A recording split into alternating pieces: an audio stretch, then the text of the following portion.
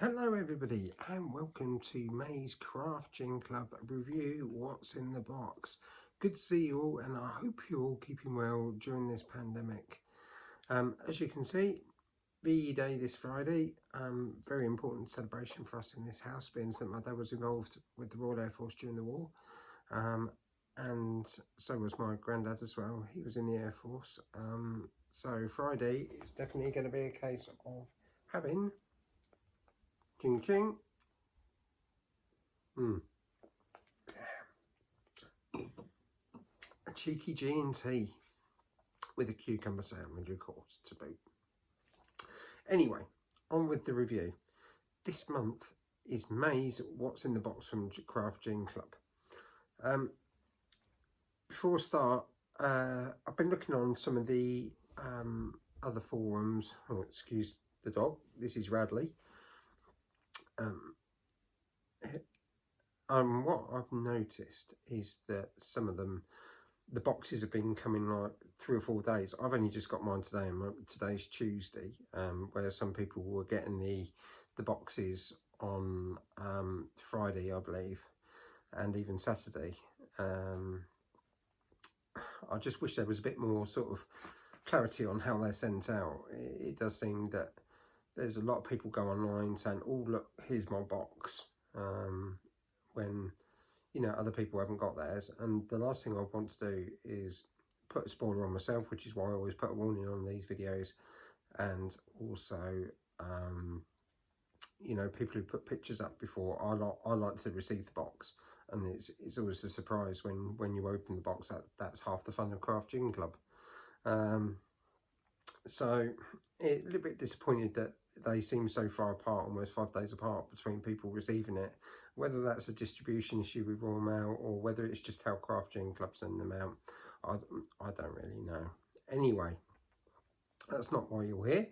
You're here for my review of the May Gin Club What's in the Box. Now, again, all opinions are my own. It's my own review of the box. You know, I look at things from my perspective. I'm sure other people have other perspectives. So, hey, anyway, let's get on with the box. Now, this box has been loaded up with snacks. The last box, obviously being a very expensive gin from Hong Kong, didn't have many snacks in it at all. It was quite, I think because of the expense of what the gin was, as I say, well, I think when I said on my last video, it was about £85, which is a hell of an amount for a gin. Certainly something I wouldn't spend on a gin, but hey ho, it was nice to have it, and it did actually taste quite nice. Some people didn't like it from the reviews, but I liked it. I thought it was very nice and something very different. And this month, yet again, we've been spoilt with something different. It's a very, very unique gin.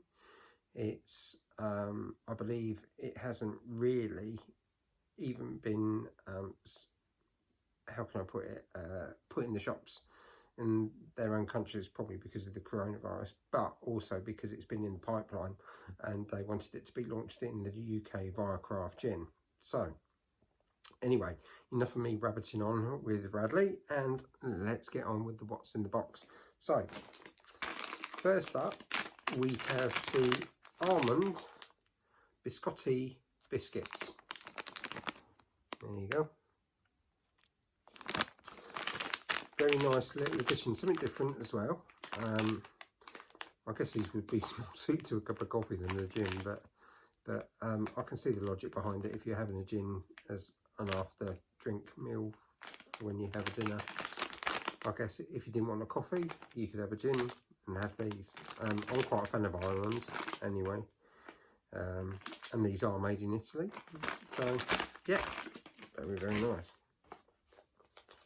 Now, next up is these Taralellini, is an Italian savoury snack with fennel seeds. There you go. And it's got a little savoury biscuit, rings made with extra virgin olive oil and flavoured with fennel seeds. Again, a lovely little snack. Hopefully, yes, cheeky. Hopefully these will be very, very nice. Okay, some bit different, and they are ringing the changes now. The sweets last month were a brilliant idea, and I'd like to see them back. Now, I'm not a fan of these. There always appears to be something I'm not a fan of in the bottom, but my wife loves these. These are olives. I'll just show you them. There you go. And I believe they're sort of flavoured with chilli and rosemary, green olives. They're pitted olives. As I say, I'm not a fan of olives. My wife is. She loves them. But yeah, some different. It's almost, and as you can see, it's all sort of Mediterranean. The feel of this box, Italian olives. So yeah. Now there's like a little, what I can only describe as like a little cake. It's a Bon Maman La Madeleine Pourno. So it's like, I'll just show you that. There you go. I'm not sure, it's like a little kind of, I suppose almost like a Jaffa cake, if I was to describe it. It's all in French. Yeah, it's made in France, but it doesn't really say what it is. But well, why not? Again, whether this goes with a gin, I don't know. It's not like chocolate or sweets or something like that. But there you go. The botanicals this month are orange and juniper.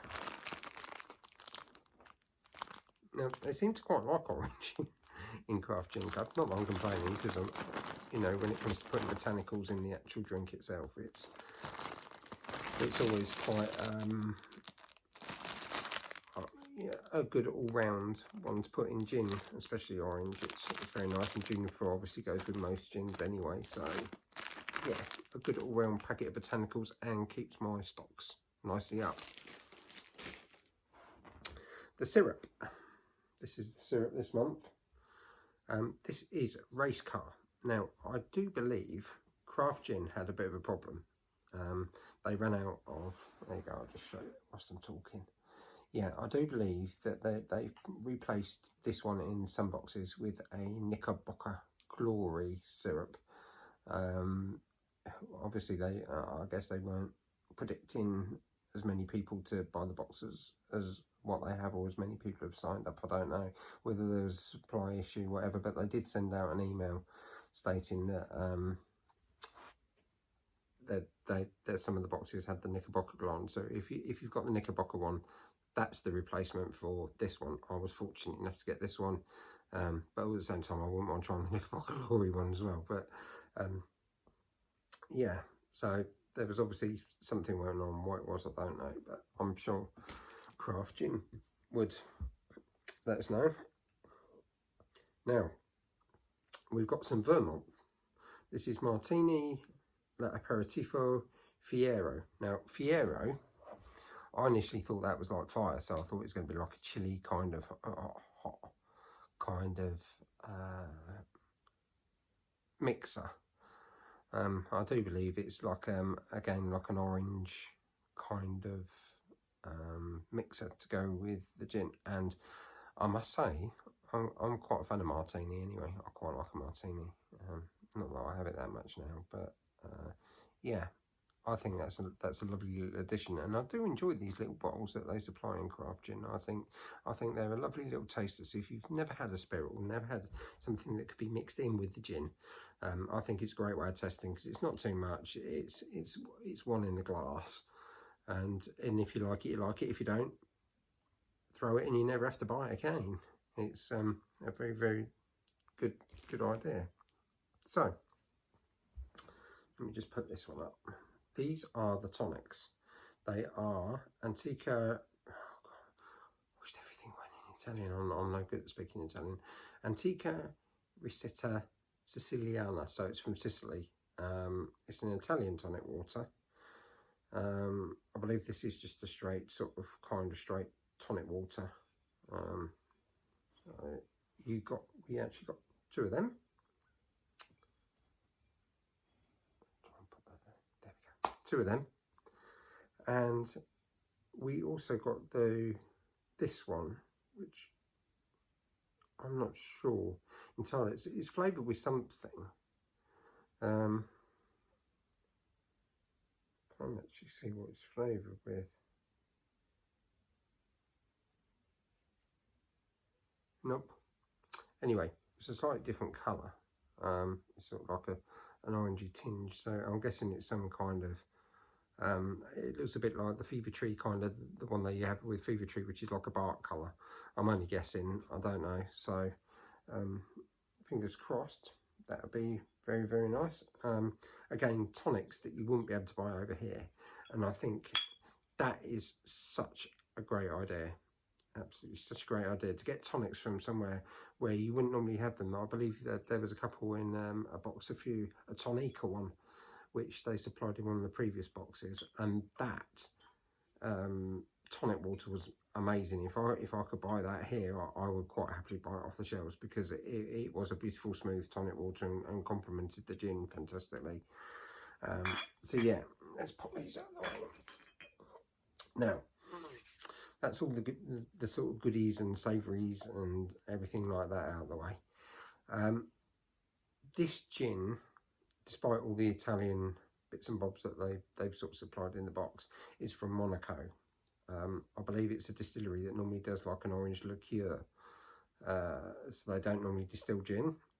This is their first attempt at gin, and the reviews that I've read of it so far, it being launched in this country, as I say, they seem very, very positive. So here we go. Here's the reveal of what was in the box. It's this one. It's the La Distillerie de Monaco, and I believe it is the only gin distillery in Monaco, so there's no other ones that you can buy. And it's Gin Aux or Gramez, and it's a 40% 70 centilitre bottle, and the back of it reads as such: an original gin from the only distillery in Monte Carlo.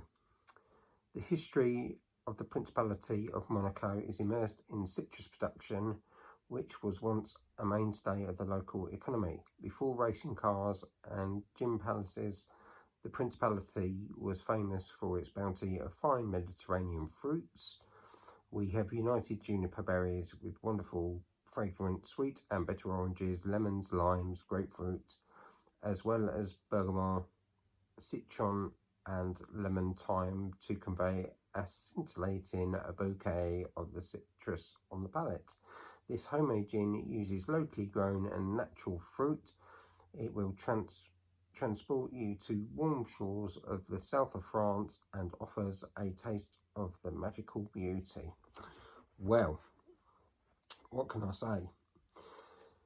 I'm a big fan of citrus stuff. I like it in my real ales as well. So any of the real ales like Ghost Ship, and the sort of kind of lighter, what I would call a lighter pale or golden ales, they all tend to have citrus hops, and I really like it. I think it creates a very, very smooth distilled ale, and I can imagine it's probably going to do the same for gin.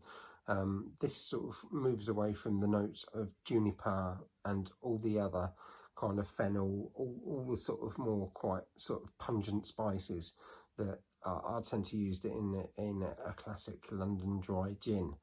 I'm really quite impressed by this. Nice bottle, very attractive, and it's certainly something that if you saw it on the shelf, you would, I would certainly be looking at it to buy it. I've had a look on the website. There's not that much about it. It just says that it's being released. So in terms of price guide, there's no actual price guide on the website. I dare say in a few months, when things are back up and running throughout Europe and here in the UK, we'll be able to get a better idea of what the price would be for this gin. But to have it before, I'm guessing people in Monaco and in the whole of France, that's pretty special. And congratulations to Jarcliffe Gin Club for securing it, and it's definitely one that I shall look forward to trying and hopefully enjoying. So yeah, should be nice. Again, I've seen a few reviews online, people saying that they haven't received their magazines. This is this month's magazine. It's the ginned one. Again, it's the usual. I'm not going to go too much into it, but it's the usual, the sort of thing of where it's come from in Monaco, all about the history of the gin, the usual kind of cocktails, the stuff that's included in the box, blah blah blah blah blah blah blah. As I say, if you get the box, you can have a good read of it. But again, it's a very comprehensive read. It's got all the usual sort of competitions that are now running for photos of gin. And I think this is a fantastic idea. I hope that they keep the magazine running, and keep going with what they're doing. Now, I think from the last few gins, what was it? We've had, so far this year, we've had 3 from the continent, and we've had 2 from here in the UK. We had the Avalanche, which was the Alpine one. We had this one for obviously from Monaco, and then the previous one was from Hong Kong.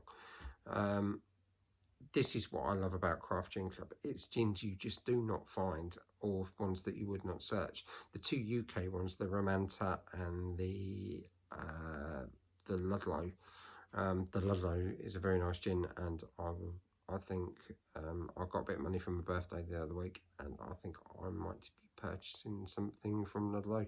They're a very, very nice gin company, and I do believe that they've just sent some new products to Craft Gin to sell on their online shop. So have a look. I can highly recommend the Ludlow gin. It's a very, very nice and smooth gin. Well, that just about wraps it up for this month's review. It just hopefully we'll be sort of coming out of this lockdown soon, and things can start moving on in our own lives. We are, should we say, winning the war, despite the facts and figures. And remember, whatever you're doing this Friday to celebrate VE Day, stay safe, and remember social distancing. It does help, and look after yourselves. So until next month, for June's box, I bid you farewell, and bottoms up. Oh, and before I forget, it's goodbye from him as well. Yeah. See you later. Bye-bye.